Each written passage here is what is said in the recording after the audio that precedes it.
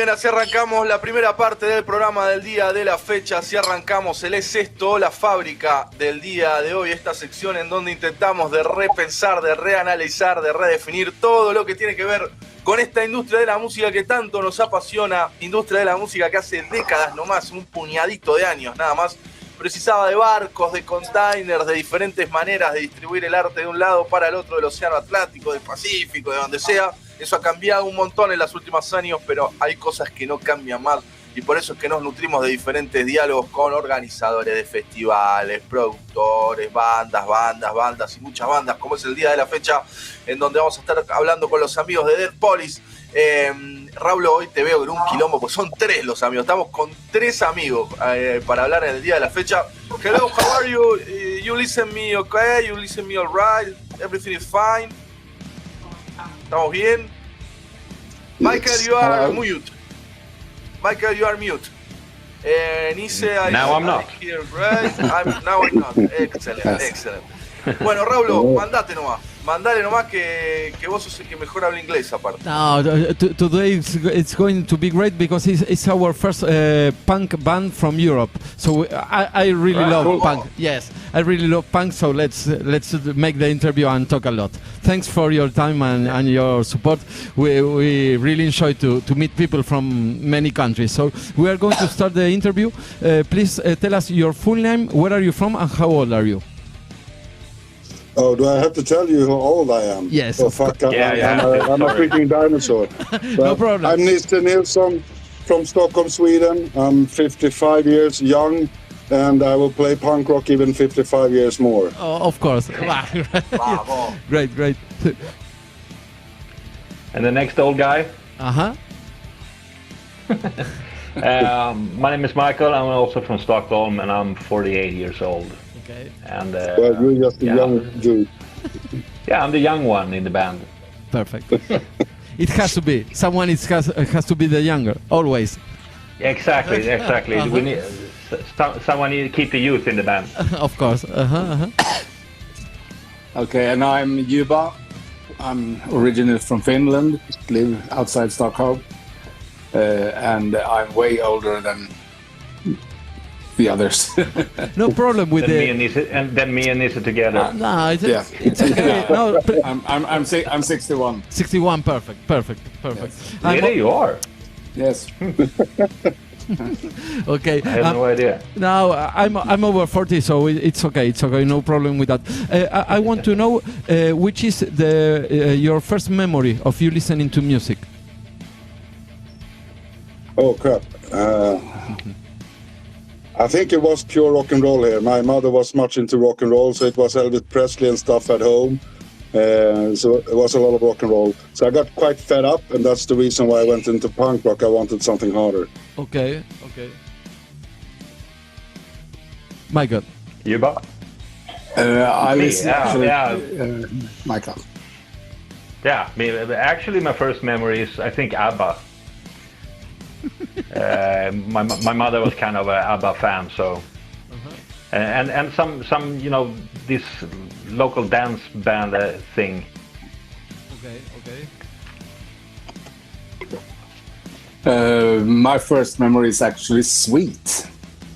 Really? Yes. Awesome. That's when I read that. Yeah, I'm that old. And I went to Deep Purple quite soon after that. Perfect. Okay, I'm going to make a little translation for the people that are listening to us in Spanish. Bueno, estamos con una banda que se llama Dead POLLYS. Todos son de Estocolmo, de Suecia, menos uno que vino de Finlandia y después se quedó en Estocolmo.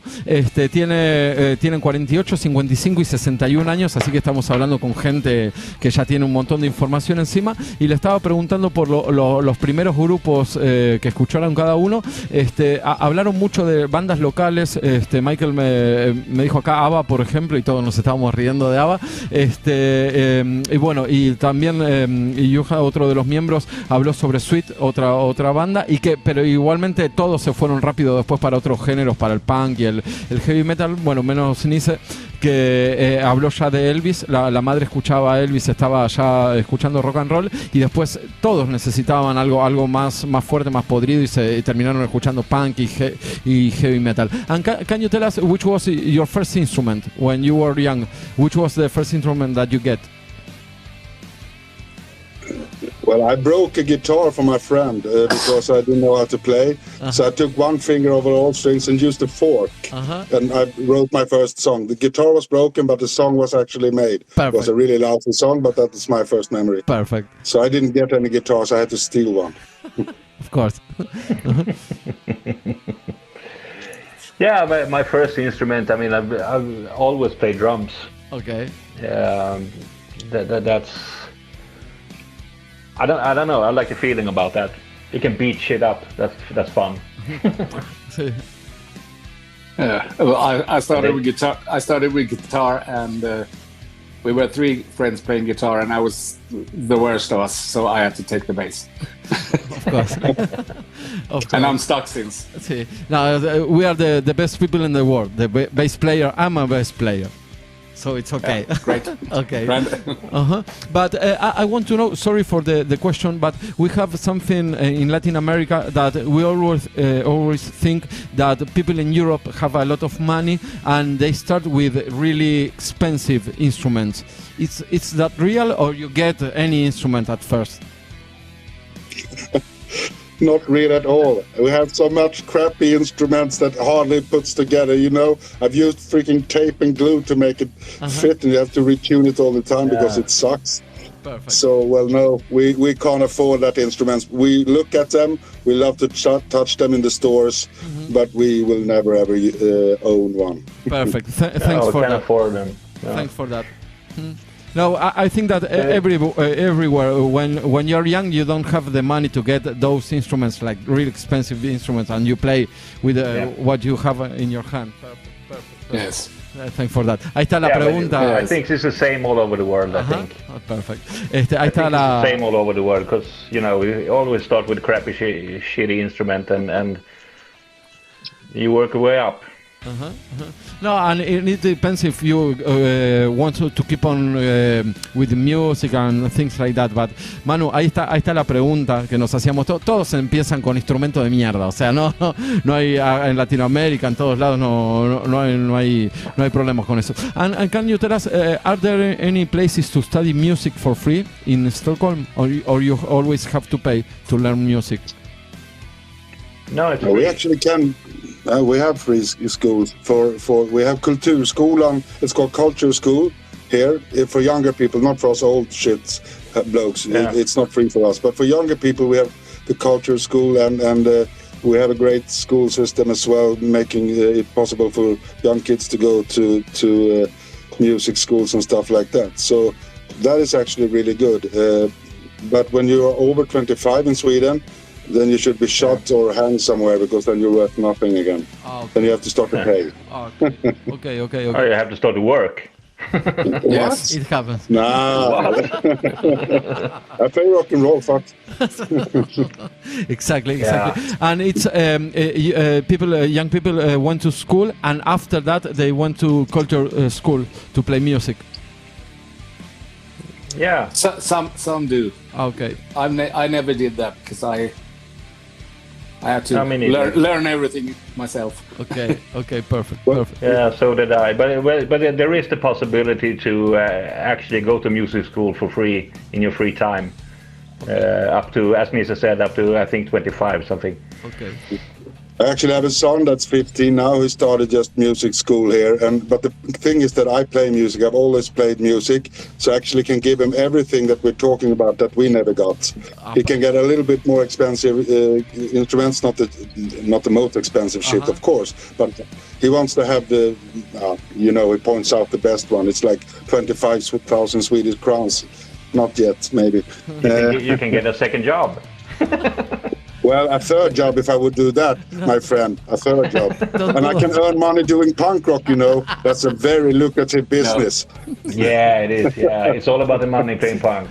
pasa? Yeah. Se están matando, Manu. Okay. We like to listen to you like fighting because of that.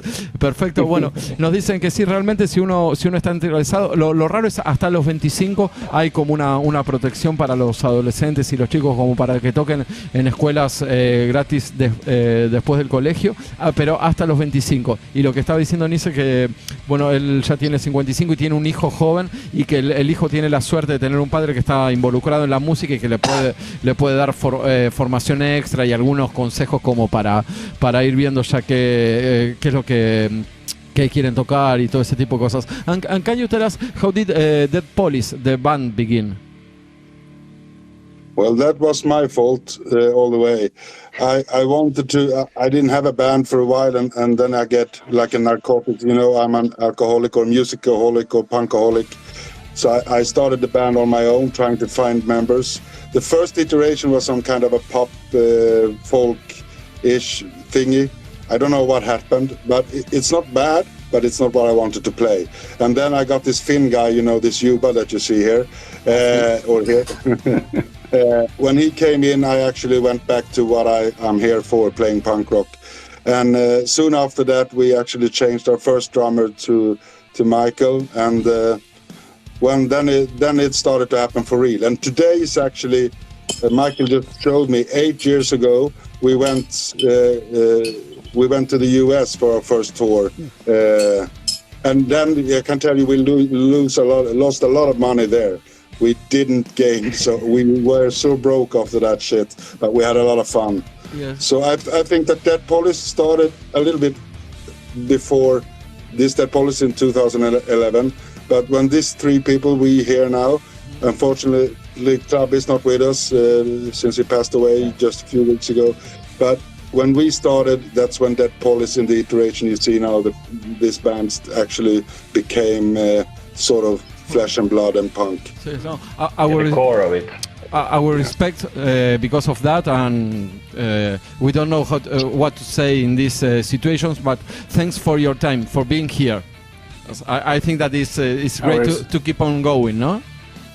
Absolutely. Yeah. We will not always. Perfect. And for Club, of course, it's even more important, I think. This is what he loved. If we love rock and roll, if we love punk rock, Club is us three together. Wow. I mean, you should have seen him on stage. He was a wonder to see. He was an artistic, crazy freaking monkey on stage, and that's what it's all about. And of course. Unfortunately, we have to do this for him now as well, and we're going to do it for years to come. Sí, keep on rocking, always. Thanks for that. Always. The show must go on. Sí, perfecto. Bueno, le estaba preguntando por cómo empezó la banda y lo que nos decía Nice, el cantante, que la primera formación tocaban un poco de pop y folk, y después, bueno, se fue transformando hasta lo que son hoy en una banda de punk, y dice que más o menos cerca del 2011 arrancó la banda, y que también nos nombró que hoy justo se cumplen 8 años de la primera vez que fueron a Estados Unidos de gira, así que tienen una cantidad de información, Manu, terrible, una banda de punk de Suecia girando por Estados Unidos. Y bueno, también lo que nos informaron, que uno de sus integrantes, el más rockero, el más punk, bueno, desgraciadamente falleció hace un par de semanas. Y lo que yo les estaba agradeciendo era por seguir adelante y hacer esta entrevista y seguir comunicando, bueno, todo lo que es relacionado con la banda, y seguir adelante y seguir rockeando, se diría, pese a todo lo que falta y a todo lo que está pasando, y ellos están contentos también y están de acuerdo con lo que yo les estaba diciendo. In 2015 you released your first album, Ballet for the Weekend. Can you tell us how was the composition process? How do you write lyrics for that? Oh, the problems we have is the other way around, Raul. Me and Yuba is a little. I am achiever. I always write too many songs, and then Yuba comes in and he is doing the same. So we're actually having 4 or 5 times for real more songs than we actually can handle. So our process is to remove songs, not to add songs. Wow. Always. It's too much. We have all this shit that happens in society in our head, and we put it with music. I mean, the latest album we actually made a deal, said if we write the music, we can't write the lyrics. So we made a deal to try to make it more complicated for us because we're writing too much. Wow. It didn't help that much, actually. We still had like 20 songs that we couldn't put on the album. Wow. No, it's punk.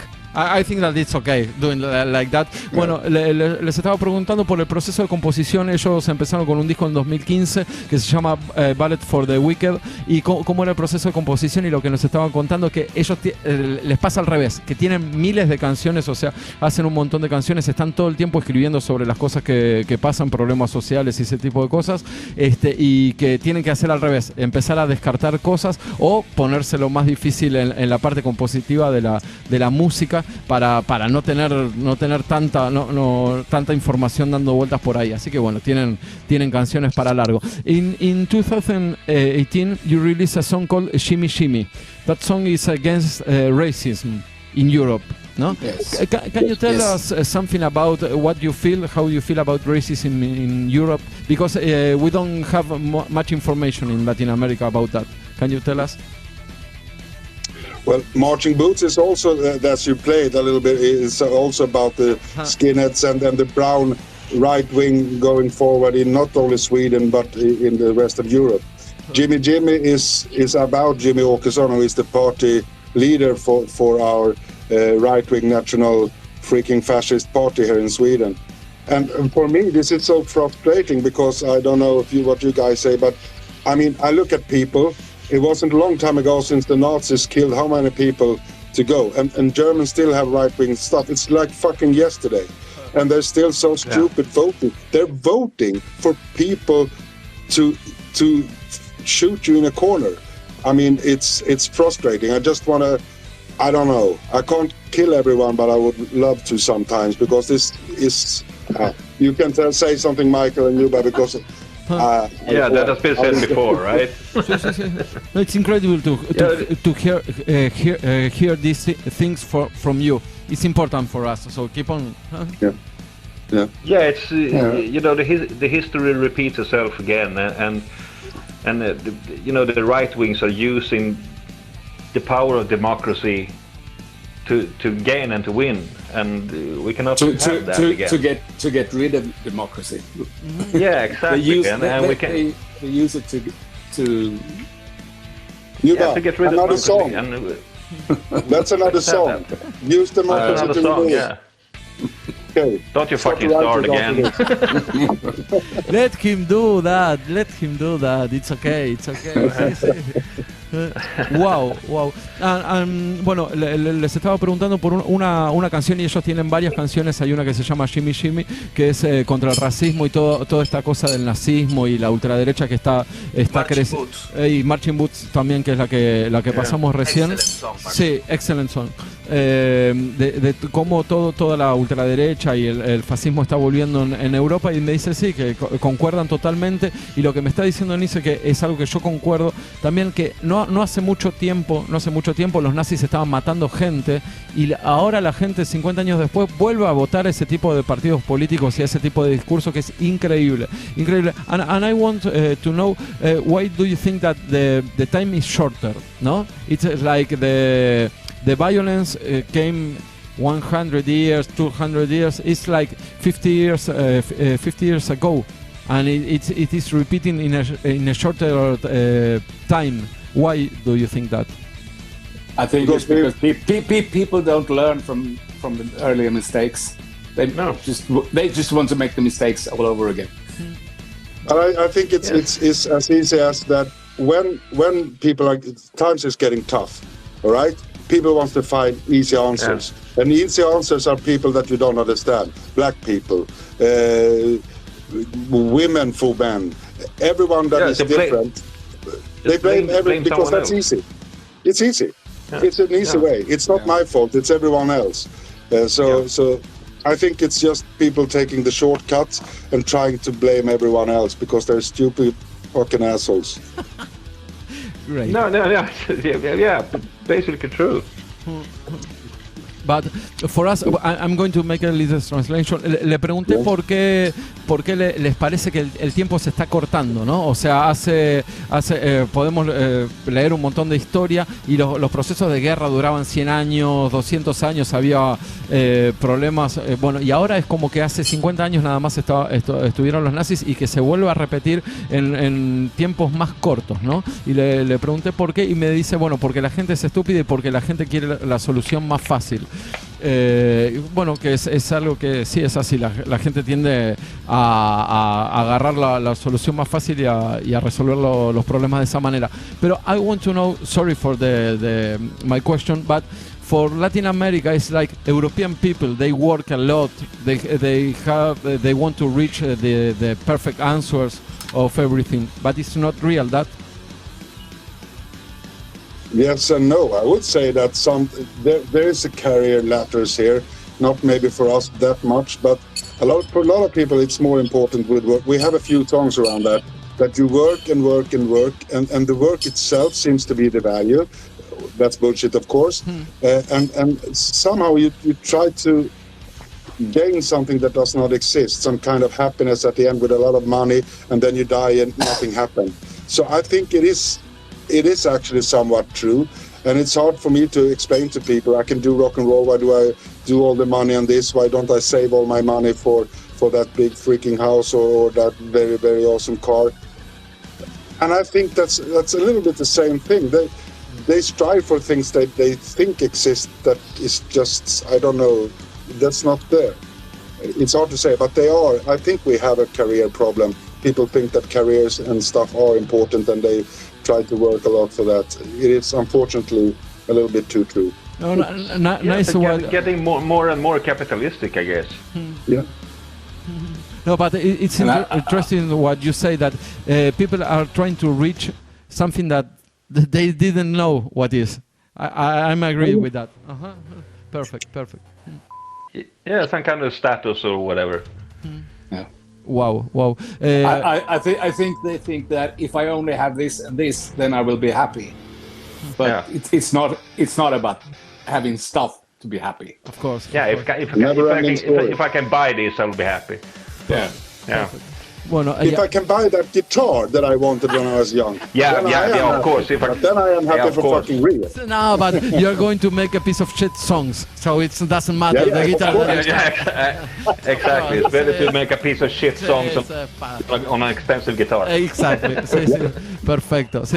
No, bueno, pero ahí le pregunté porque Manu, vos también estás escuchando y si querés participar, perdón que empecé con este tipo de preguntas, pero hay como una cosa latina el europeo se esfuerza, trabaja un montón, y yo quería saber si era mentira eso. No, y me dicen sí, trabajan un montón y piensan que con eso van a conseguir algo, pero no saben en realidad qué es lo que van a conseguir, como un tipo de estatus, o piensan que comprando cosas van a ser felices y en realidad hay cosas materiales que no te traen la felicidad. Y dio recién el ejemplo buenísimo de quiero comprar la guitarra más cara, pero bueno, no te va a hacer mejor músico, así que buenísimo. Manu, si tenés alguna pregunta. Me gustaría, pues los veo a los brothers muy como con mucha data de música. La verdad que su pensamiento político a mí no me representa para nada. Claro. Yo no creo que la gente sea estúpida ni nada, pero bueno, dejémoslo ahí. Me gustaría preguntarle si conocen algo de música latinoamericana y preguntarle por los Psychos, ¿no? Esta banda peruana que supuestamente inventó el punk, a ver si llegó allá o no. Pues si ellos no conocen a los Psychos es porque no se conocen los Psychos en Europa. But, Manu, it's like doesn't agree too much. No le digas que no comparto con la política porque se va a armar de no. Política no. I feel that sometimes the same. I don't think that everybody is stupid. Some people yes, some people no. Just that. Maybe. Few.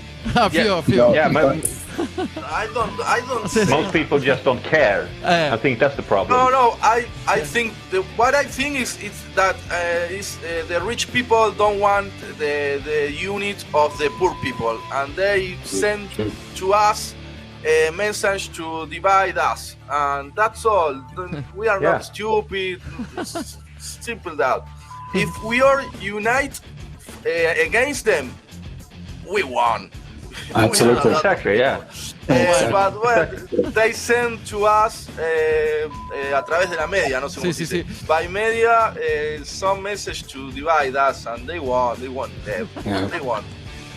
But I think you're right. I think you're very right with that, and it's with the national and right-wing parties as well. They are using the fear of people. They are afraid of losing their jobs, afraid of not being able to care for their kids, and now they're saying to everyone, it's the black people's fault, or it's the immigrants' fault, it's the Muslims' fault, and everybody is taking that not because I say they're stupid, because I'm frustrated. Of course, they're not stupid. It's the freaking power people that are stupid. They are actually trying to do their best, and they don't know what's happening, and they are actually buying the shit.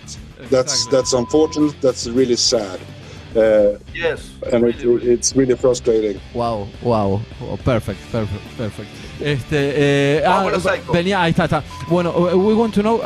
We think that you know a lot of music, and we want to know if you know bands from Latin America. If you know some bands, and we want to know if you know the Psychos. Sepultura. Vamos. But you know the Psychos is a Peruvian band that they say that it was the first punk band. You don't know that? Okay. Yeah. Then I'm gonna listen to them directly. Okay. You know, I'm the worst guy in the world. I don't know where the band comes from. I can listen to a band from the other end of the world and think they're from Bromma here in Stockholm. So you should talk to Juba or Michael in that case. Okay. I'm just listening, but I would love to go actually to South America. To it would be so awesome to be there, play there with other bands, with other people. If we can afford it someday, we'll come and we'll make a hell of a show over there. In Argentina, in my country, there was a band who called Violadores, who bring to our country in 1992 Die Totenhosen. Then fought against the dictatorship of our country, and the punk music in our country, in Argentina, is very strong culture. It's really strong in Argentina. Right. Well, you know Sepultura and any other bands from Latin America? No, I don't know. Not much. Wow. I probably know more than I know, but I don't know what's exactly. I just love the rhythm of Sepultura. That's it. And I know they are from Brazil. They are from Brazil. Perfect. Yeah. And I wanna ask you if you saw the Clash, Ramones, Sex Pistols, if you saw live some of that bands. No, I didn't know. Nope. Yeah. I missed the Clash every time, but I saw Strummer and Mescaleros a few times. And now, of course, we've seen 999. We freaking played with them, and the other bands. I didn't see Pistols. Vibrators I've seen, and Nina Hagen I saw. That was cool, actually. Wow. And Ramones I've seen as well. Sí. So. Nina Hagen, Los Mescaleros, 999, The Lurkers, there are a lot of bands. Wow. And how was the show of Nina Hagen? It was completely crazy. It was actually in Gröna Lund, and guys who are from here knows that Gröna Lund is actually a Tivoli rather than a place for shows. And she turned this place upside down, so that was really fun. Wow. Bueno, les estábamos preguntando un poco, bueno, si conocían grupos de Latinoamérica, nombraron a Sepultura, no conocen a los Psychos, y bueno, no tuvieron la oportunidad de ver muchos grupos de punk, pero sí Nice, el cantante, nos está diciendo que tuvo la posibilidad de ver a Nina Hagen y a Joe Strummer y los Mescaleros, así que tremenda oportunidad. Podría haber sido eso. Sí. Joe Strummer and the Mescaleros, incredible, ¿no? Incredible show. Yeah, it was an awesome show. They're really good. Wow. And Gogol Bordello, actually, I didn't fucking see Gypsy Punk. That was awesome. From the Balkan. Por el vivo de los Dead POLLYS. ¿Cómo es un recital en vivo de los Dead POLLYS? And we want to know about the punk scene in Sweden, and how are your shows, your live shows? Right. The punk scene is sweaty. Sweden. I love that. Wow. Yeah, it's a full kick-ass from the start. I mean, it's a fun, energetic show. Wow. The punk scene in Sweden is not, for Dead POLLYS, we are more appreciated in the UK. Our rock and roll, punk, metal-ish stuff. In Sweden, we have something they call a little bit like trall. That's trall, like folkish sing-along. Yeah, and it's a bit faster and a little bit happier. You could almost compare it to skate punk or something like that, but even more folkish. Imagine skate punk, but a little bit more folkish. So I'm quite bored of it. I liked it from the beginning, but all the bands start to sound a little bit the same, to be honest.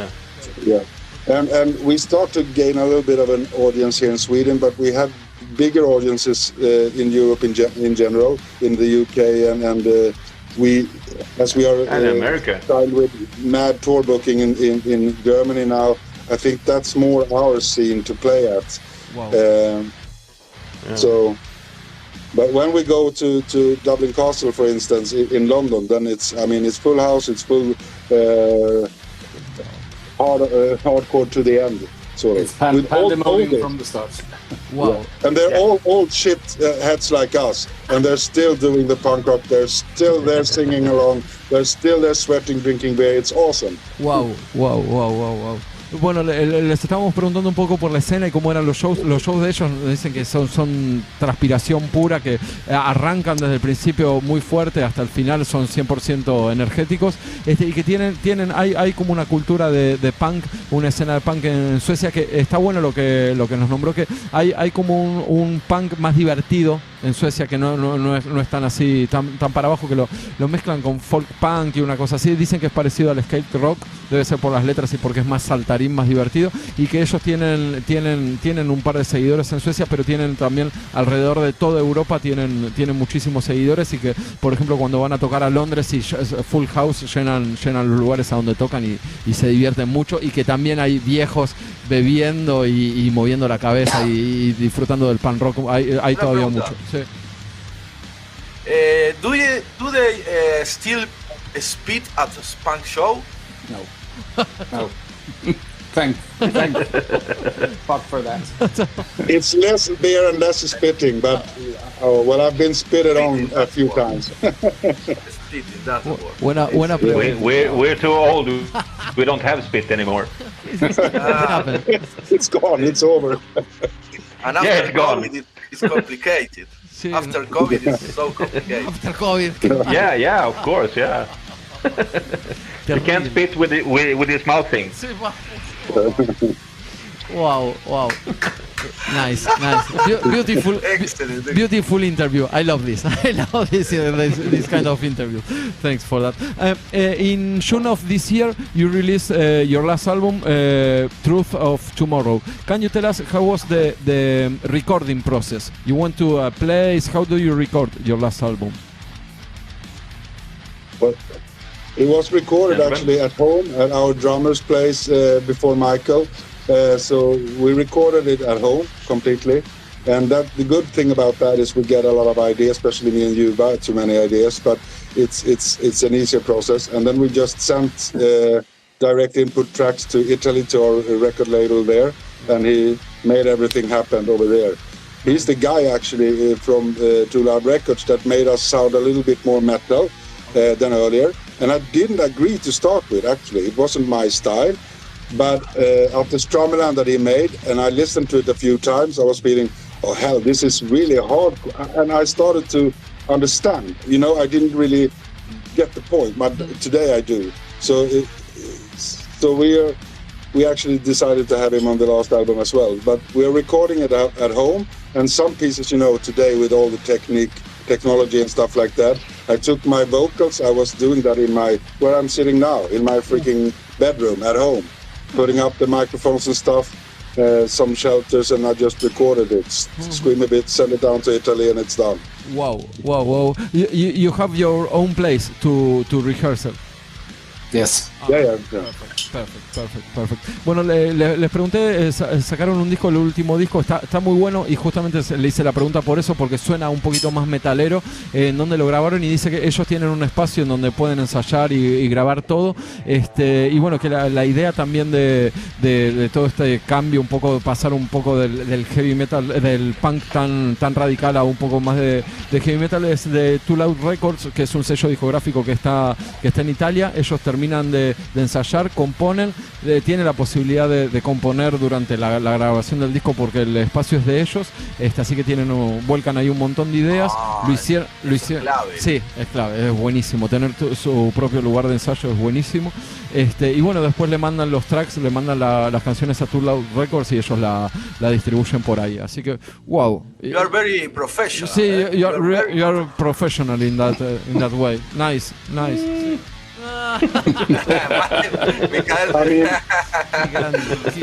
Qué grande. It's like this. It's rather like this. If we're professional, it's not because we are professional. It's because we've done it so many times. Claro. So in that case, we just do it. And if the first album where Marching Boots is on, we actually had a lot of problems standing there trying to record the drums, and half of the microphones were shit. And some of the microphones still are shit when we recorded it.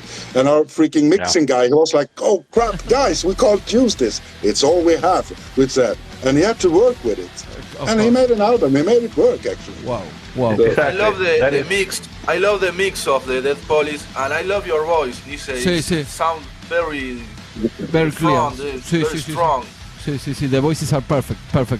And all the band, but it's great to hear the lyrics in a punk band. You know, that is a good thing. And understand every word. Exactly. We can understand. For me, it's difficult all the time.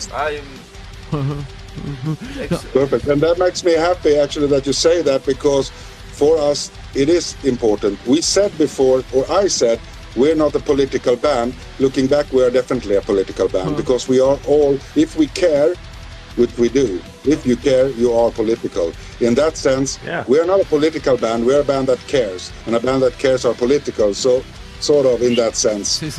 So, yeah. Perfect. Muy bueno. Do you know the movie of Eric Candini called The Theory of the Swedish Love? ¿Cómo es sueco? ¿Cómo es? Swedish Love. There is a Swedish Love. The Theory of Swedish Love.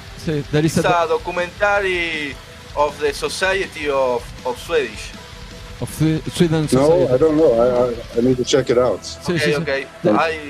See, then we send you the link. Maybe. Perfect. No, then you can. I want to know if that documentary is true or not. But if you don't know, No, but send me the link and I'll tell you, and you can tell in another show when you play our music. And also send me a few of your best bands. Okay. Underground bands. Perfect. I want to hear underground punk rock bands, not the big ones. Perfect. See, that's the way of the radio. We always keep in touch with the bands that we interview, and we send links and we change ideas. Perfect. Nice. Perfect. Wow. Awesome. That is awesome. Actually, when you say that, I want to say this outside the interview. When we had the US tour, I don't remember the name of the band, but the best band of all the tour was, correct me if I'm wrong, was in Ohio, I think. That's a band of young people, really young, and they couldn't play. They were lousy musicians, all of them. Remember, we had a 10 or 11 days tour. This was the best band of the whole tour. Wow. But they were lousy musicians. They were not tight, but the energy, oh man, the punk rock energy, the freaking balls of that band.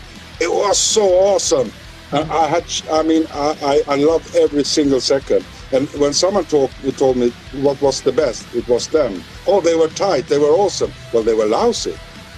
I mean, as a musician band, they were not good. But the band, the energy, the thing they did together, you remember every single. They were so good. They couldn't play, but they wanted to play. And they didn't give a shit, so they played, and that was awesome. See, they had the energy. Yeah, they had the energy. Yeah. I think that art, we speak a lot that art is our emotions, and I think that art is too the things that you keep in your head. If a band, you keep it in your head like, that band, if you can remember, it's important. So it's perfect. Yes. It's perfect. Yeah. Wow. Muy bueno, muy bueno. It's a pleasure to have you in our program. I like this kind of things. And Charles, we are going to close the interview. Please tell us, what do you think about the social medias and streaming services? Streaming services are shit. We're losing money. Streaming services are awesome in that sense that we reach out to you guys. So there are good things about it, but they are freaking using it. There are a few services. We're trying to use Bandcamp a little bit more with the Bandcamp Fridays and stuff like that. But I know Spotify. I'm embarrassed to be Swede, thinking about Spotify using. We're thinking about leaving that, but at the same time, we need the platforms to reach out. Yeah. So it is a struggle, you know. You don't want to be there. You need to be there and stuff like that. But I do love stuff like this, being able to come on a show on the other side of the world with awesome guys like you. Exactly. So that's because of internet, social media, and all of that stuff, of course. Perfect. So I think that the best answer of that was a Russian band that say that streaming services are services from musicians, but they fuck musicians. So it's stupid. Yeah. It's a way They don't pay the bills. Some of them exactly. But you need them. Perfect. So that's but you know, it's different times. Back in the days when we started, you have to sell cassette bands. And CDs after that. And now you don't sell shit. So, but I think that the difference is that was more personal. Cassette, for example. I get a cassette and I can give it to you. It's not a link like, hey, hear this and it's more personal. I think the cassette and the CDs. Yeah, you have the physical cassette. Exactly. No, and the magazines. When you this is a rock magazine, you give it to a friend and they never give you back the magazine. And say, give me my magazine.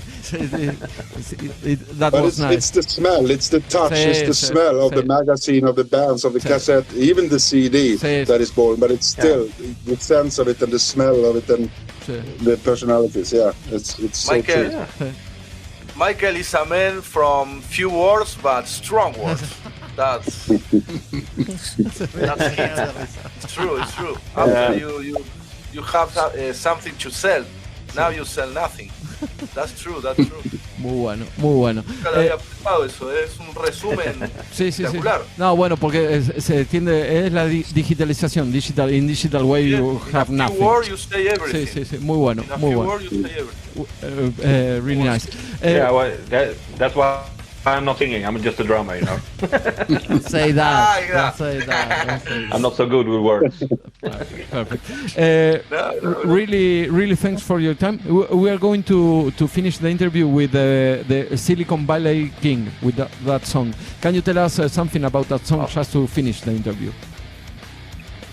Well, I am in the IT industry, and that's the shit industry.